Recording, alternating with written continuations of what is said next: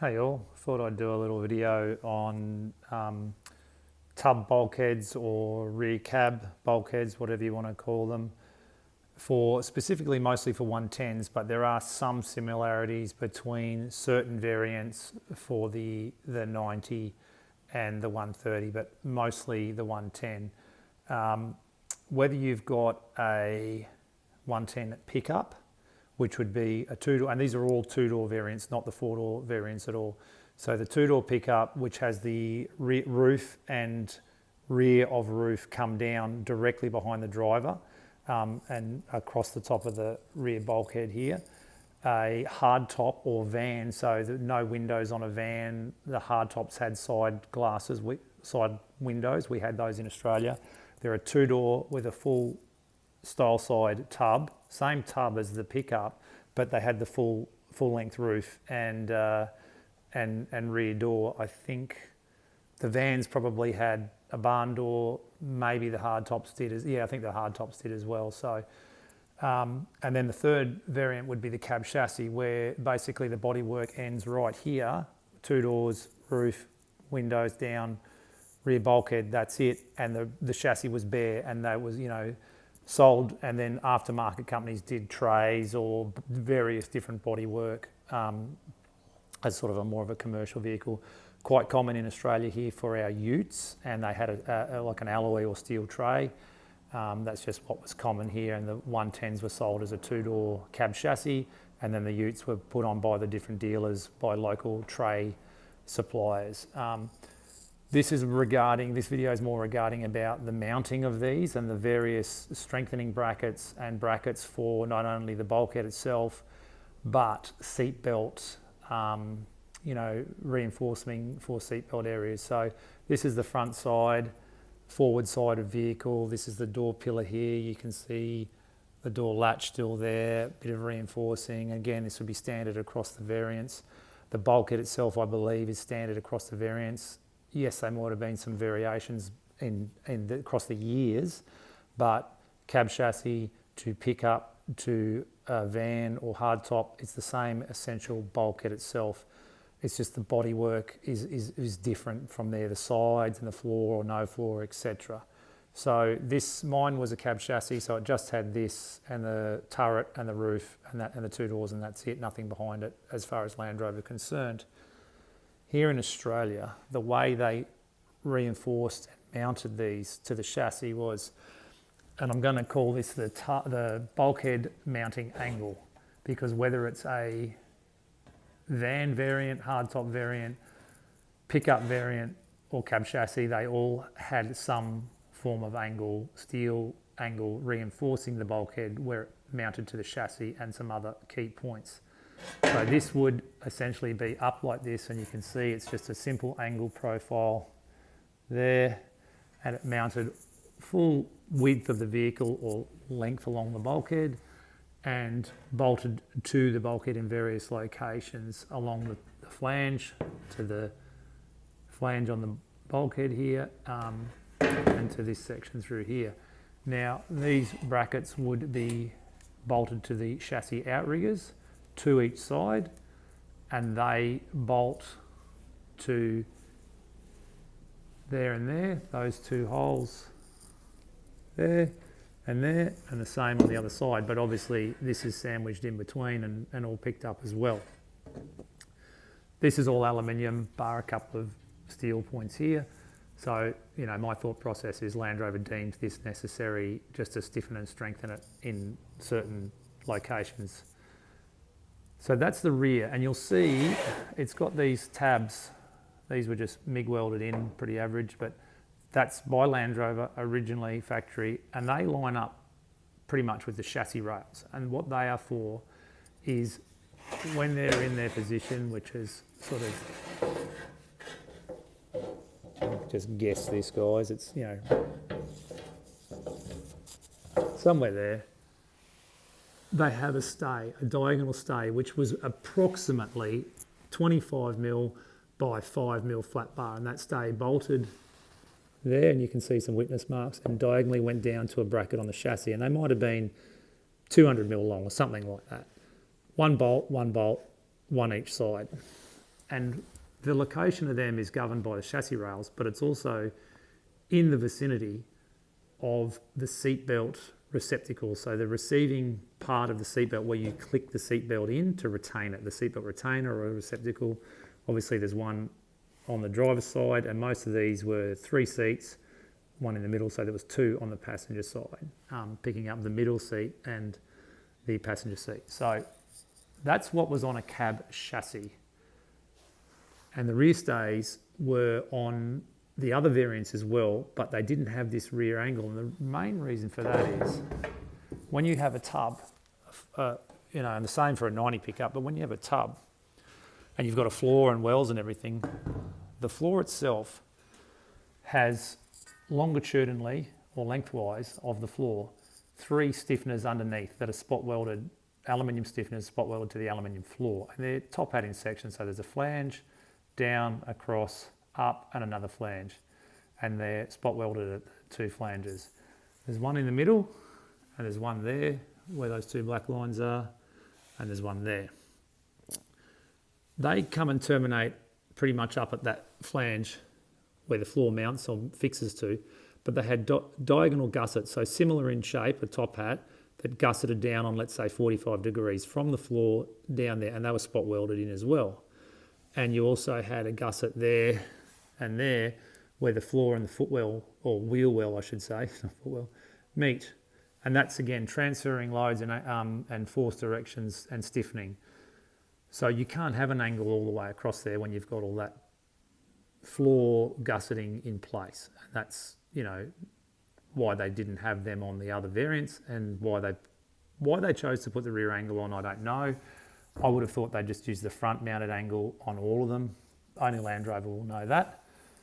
So you don't have anything on the back here, but I'm pretty sure they still had a little angle bracket where those 2 holes are vertically, those 2, and a stay. So even though the floor had longitudinal rigidity in it, and it was mounted to the chassis there and there, and also at the back of the tub, because you've got to remember in the intermediate section, it is only load bearing. It is not bolted. It just bears weight. But still, I would have thought that's enough, but they deemed the gussets or stays for the seat belts necessary on the tubbed models as well. So that's something to consider if you're converting your vehicle to a cab chassis, which can be somewhat, it's not common, but guys in Australia are doing it because of the Parentis that have been retired from the army, which is the Parenti was the code name for the Australian developed 110s and 6-wheel drive variants for the army only, and they were specific to the army. They were all tubs, so a lot of them were soft tops. The 110s were soft tops, but they were full length tub, and some guys convert to a cab chassis. They won't have this componentry because they don't. So it's just crucial that you are following Land Rover's guidelines or mimicking it at least and stuff, so you've got a safe, compliant vehicle. So stays to the chassis at about the seat belt retaining brackets is important. Okay, so on the front, on the van variants and hardtop variants, instead of that long rear mounted angle, you still have these body mounts, whether it's whatever 2-door variant it is, they're all those. You have what is similar to this, and this is one I've made myself. So this would be in this orientation in the vehicle. This would be the top, that would be the rear. And you can see the rear is profiled and it sort of curves up and along and back down the same on that side. Those holes I've added, ignore those, they are not factory, they'll all be flared, those 4 holes. And I've added some extra bolt holes on the top here and on the back because I just want to stiffen the connection up between the bulkhead and the mounting angle. That's a tough one because Land Rover have probably deemed a certain amount of compliance or flex because their bodies are hard mounted to the chassis.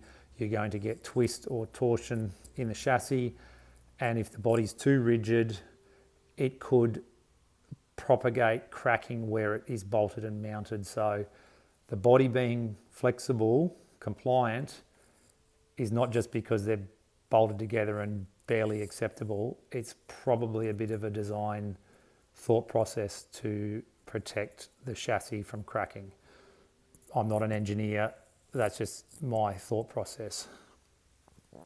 These brackets here that I've welded on, I've cut those off what initially bolted in.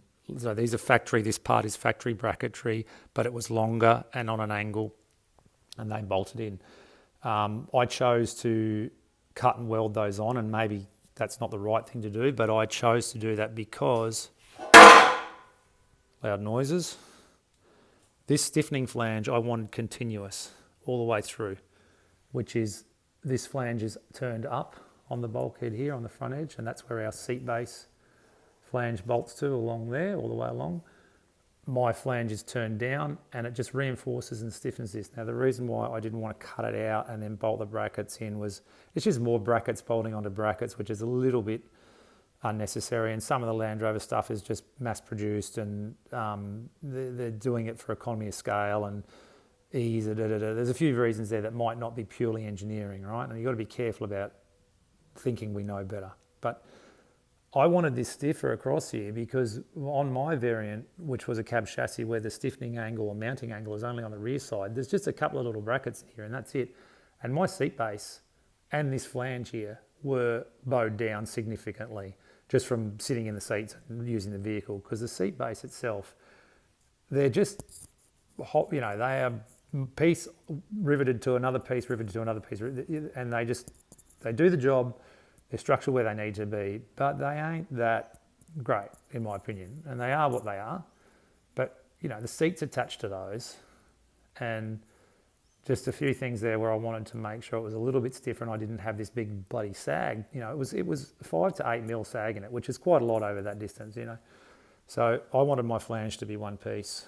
And that's why I went to the trouble of shaping this and folding this flange up in through here and welding that in.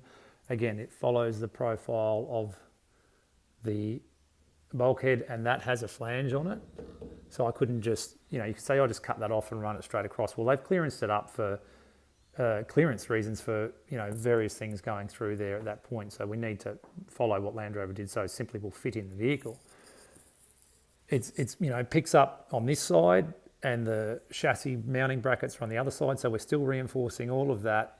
We've got it right across in one piece. I'm not sure if these are one piece because I've never seen them in version on a hardtop or a van or a pickup, because we really didn't get pickups until a few of the TDCI or Puma variants came into Australia, but prior to that there were no 110 pickups in Australia. There were some hardtops. They're not that common, and I've never seen one in the flesh to get under and see how they did this. The only thing I can go by is the website YRM that do all the bracket componentry and chassis components and everything, which is great for us enthusiasts to be able to buy these bits and replace them if need be. They have theirs in two pieces. It's literally two halves, one half left and right.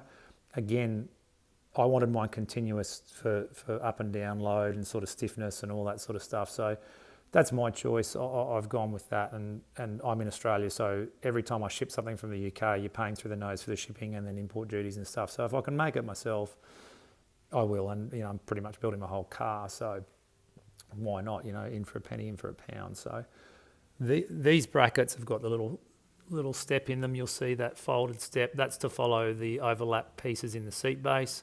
And this welded nut is all factory, and that picks up part of. There's a hole here, and there's two bolts that go through the seat belt retainers or receptacles there and there. So we've got the rear angle for the cab chassis, we've got the front mounting angle for the hardtops and vans and pickups. So on the cab chassis, which is, this is what this is about, because there's probably not a lot of information out there about these. With the seatbelt reels, the inertia reels where the reel is bolted down to this part of the tub, on mine at least, and a lot of them are. So these two holes here, you have your seatbelt reel, and the seat belt itself goes up to the B pillar, where you've got the little, not a pulley, but a slot, and the belt turns over, and then you can take it over your shoulder and down and into the retainer here. With the cab chassis, there's no steel on this side. So that's just aluminium as it is. They have these brackets, just a simple right angle with 2 bolts. They could be spot welded or pressed in, whichever. That's factory Land Rover. They were fitted up under there. These 2 bottom holes here are lined with the 2 mounting holes. So again, it's tied to the chassis directly, to the chassis mounting brackets to the chassis. And that Land Rover deemed important to reinforce this section on cab chassis variants for the seatbelt reel. So make sure you're doing something like that other than just 2 bolts up through the aluminium or even a flat plate and 2 bolts. You want to retain that back down to the chassis. This is important. Seatbelts are important and they take a lot of load when they're needed. They take a lot of load. So back over here where we have those, we're roughly about the area we have the diagonal stays back to the chassis, we have some extra brackets. Now, these would be used on all variants, whether it's a cab chassis, hardtop, pickup, whether it's a van, hardtop, or an Australian version, or a pickup. They all have these brackets to pick up the seat belts. And so you can see these 2 holes here, one there, one there. They align with those 2 holes there and there. Again, forget these big holes. They're normally not there. That's my doing. They would mount there, and those 2 holes with the nuts on them go up and meet those 2 holes, and your seat belt retaining clamp or receptacle mounts to that on both sides. Now, that is pre-1998. That's this style of bracket. At around 1998, they changed, and the bracket was similar, as it was still bolted here, still had a vertical flange there, and then it came up on an angle, hard up under this corner.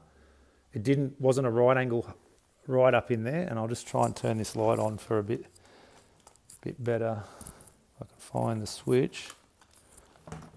So it didn't go all the way up and flat across because they're trying to do load paths in a straight line. So it went from here. And the reason they bolted it down here is because the stay's right there. Or on the other variants with the tub, the flange for the floor is there, where my finger is, where that seam is. So they're trying to keep everything where the stiff parts of the vehicle are, because the load paths will travel through the stiffest parts, or they want to. So they've got a vertical toe or flange here, and then it angled from that up under this corner. It was obviously that wide at that point, and then it had a little gusset spot welded under it just to this length, and then this part was all one piece, the bracket, other than the little gusset, continued out here and under the seat base. And if I can just walk over here, I might have the underside of the seat base, or the top will show.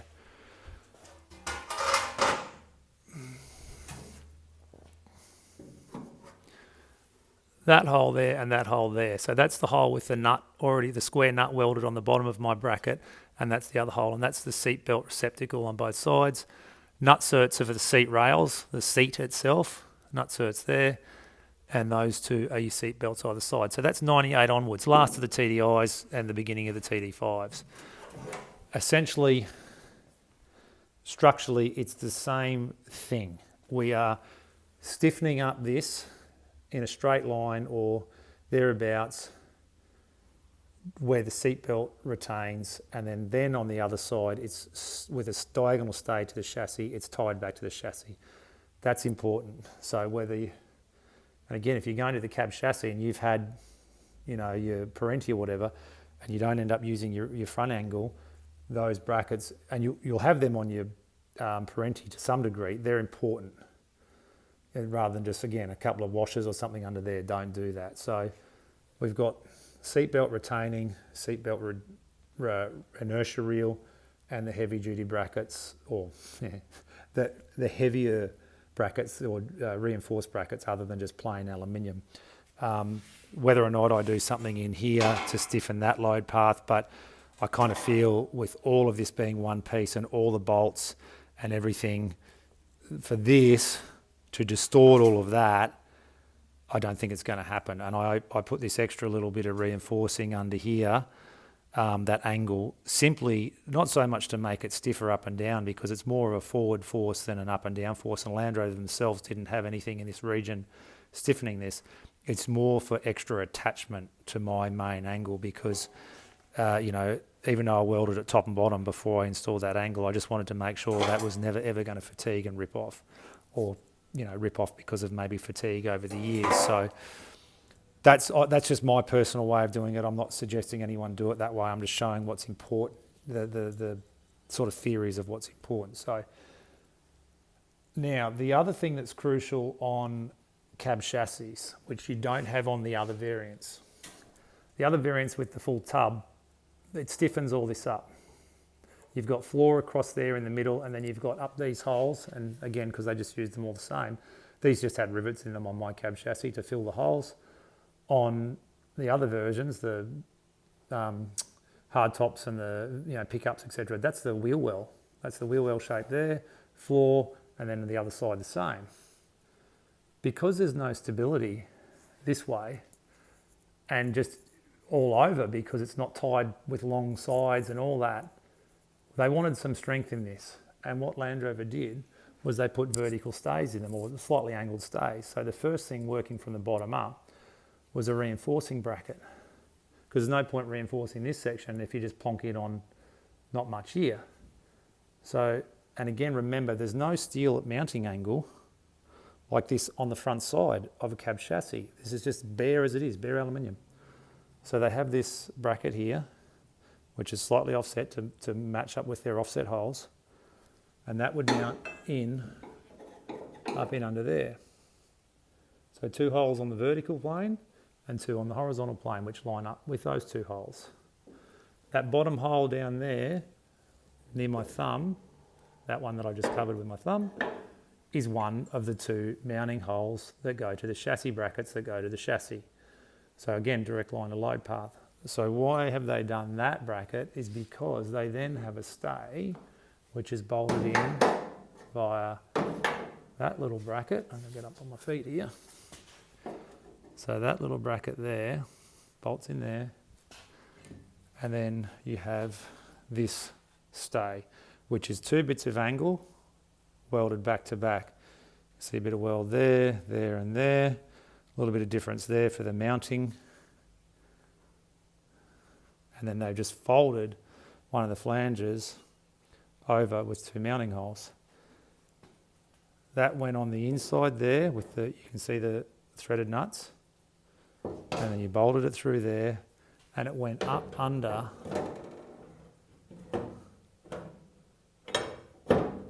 stay there please.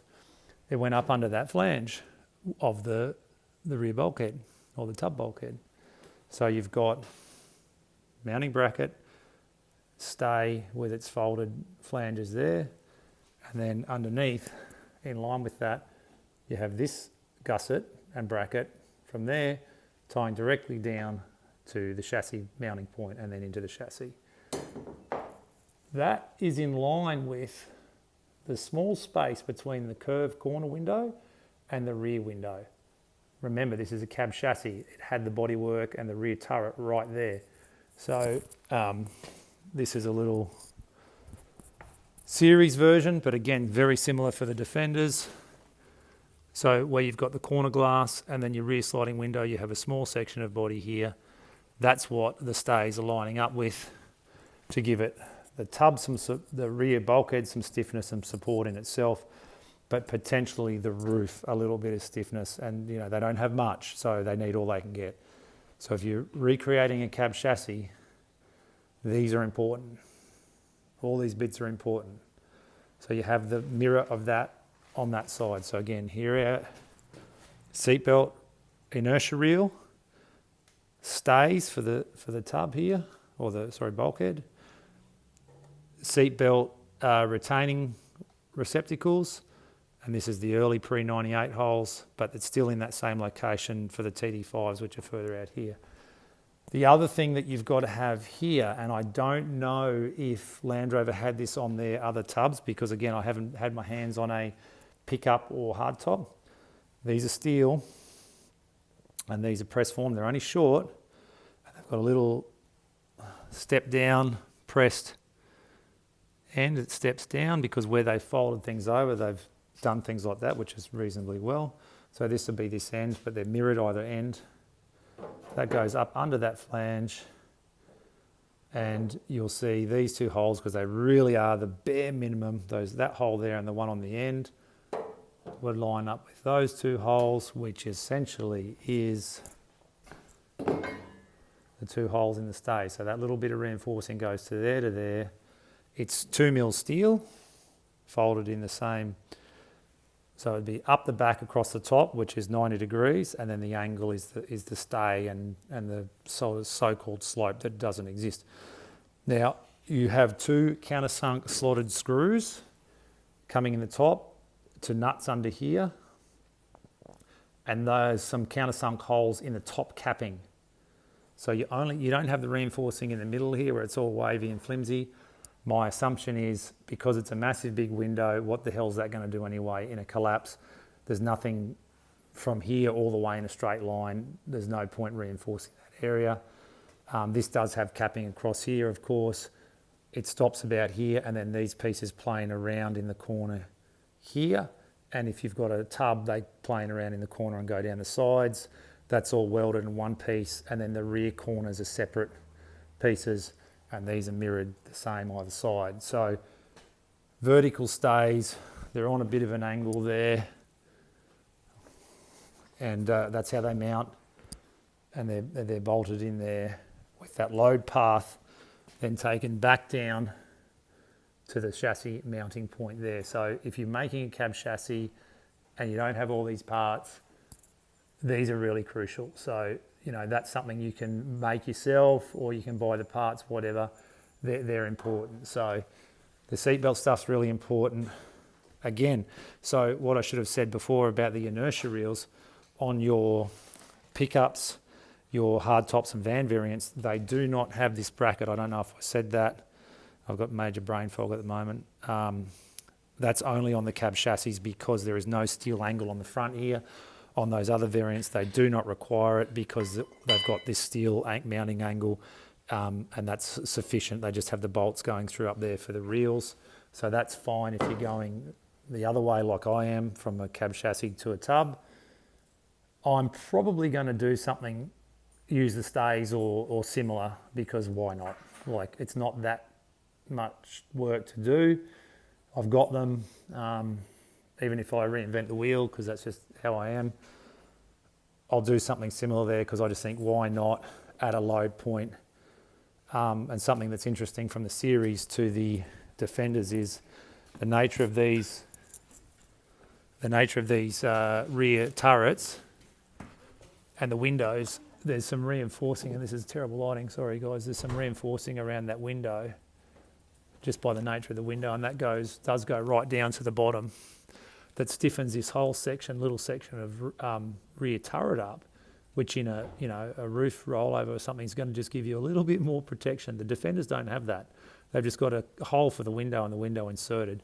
You've got to have the right variant, which is the late Series 3s, because you need the reinforcing and the mounting point for the seatbelt. This is, again, terrible lighting, guys, sorry. That's where it bolts in there, and that's all original Land Rover. This is very similar to what the Defenders have, if not identical. This is all steel reinforced for the seatbelt mount up at that point there. So again, that's critical for safety on the proper retractable seatbelt. So hopefully in all of that, it gives you an idea of how they've mounted the various bulkheads. The bulkheads being essentially the bulkheads themselves being essentially the same, and what they sort of did and why. You know, it's all great to build these things and change them around and have fun, and that's what it's about. But, you know, be safe for yourselves, be safe for your occupants of your vehicle. Seatbelts are no joke, and they're a fantastic invention that saved countless number of lives. So that's something worth doing well and doing properly. And, Land Rover have figured out all their dynamics and what works on their vehicles. So it's probably wise to follow them, and follow their principles within reason. So we're achieving the same sort of safe outcome. So hopefully that's helpful, guys. And yeah, good luck. Cheers.